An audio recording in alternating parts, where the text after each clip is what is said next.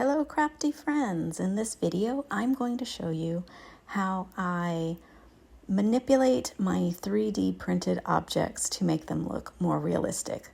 So the cross in my left hand is the finished product, the one in my right hand is what it looked like when I took it off my printer.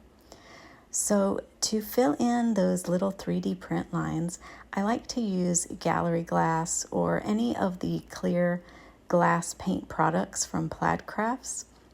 What this does is it just fills in all those little grooves from the filament, going back and forth to create your product. In this case, I'm making some crosses for my shadow boxes, and I used silver filament, but those lines just keep it from looking realistic, and plus it's really flat looking. So by using this glass paint, I can fill in those grooves. I'm just painting a really light layer on. I don't want it to build up too much because then I'm going to lose the dimension that I have. And the reason I'm using this instead of some other glue products is that glues tend to stay sticky even when they're completely dry. And with this product, it dries to like a really, really smooth glass-like finish, which is great for painting on top of. So it just gives you a better end result.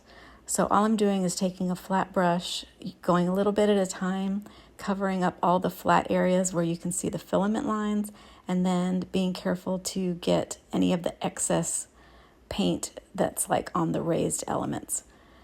And after that has dried completely, I really like this brushed metal paint because it's got this kind of vintage antique look to it, which is what I want for this project. So I'm just going to brush a light layer of that over. And since I already printed this in silver, I don't need a really thick application. I just want a little bit to help add some of that dimension. Like, I don't know if you can tell, just painting that on lightly, the elements on that cross are really popping out more. It doesn't look so one-dimensional. So just a really light application over all of that to give it more of a metallic look, and then let that dry completely before moving on to the last step.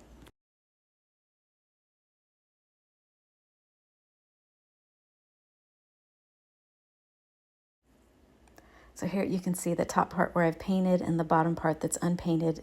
It really makes a difference, doesn't it? Like, as far as going from looking like plastic to looking more like something that's metal or even like resin. So that's almost done, and let it dry and then move on to the last step like I mentioned before.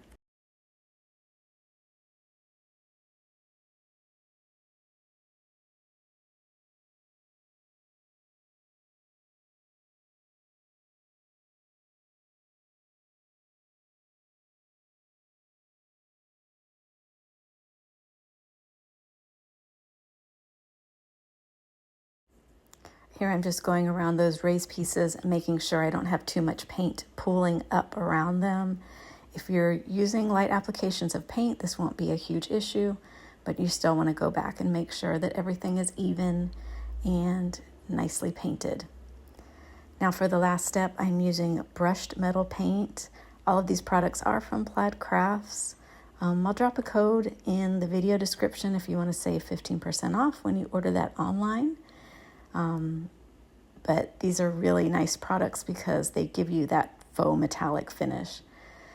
So what I do with this one is I use I'm calling it a fluffy brush. You want to offload as much of the paint as possible. So brush it off onto a paper towel or a piece of cardboard because we just want to gently get the paint onto the raised portions. I don't want it in the recessed areas that I just painted silver. I just want to highlight those raised portions to help add some contrast and to give it more of a aged vintage look. This also helps keep it from looking so flat and one-dimensional. Now I can really see those beautiful design elements that were printed.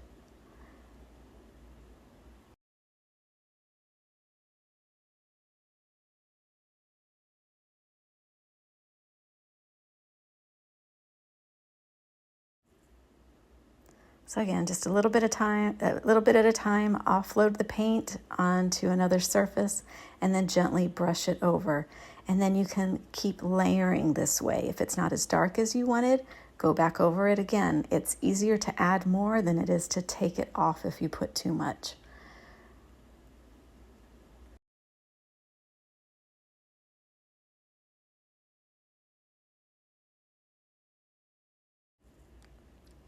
Now, when you're done with this, you could seal it with the clear coat if needed.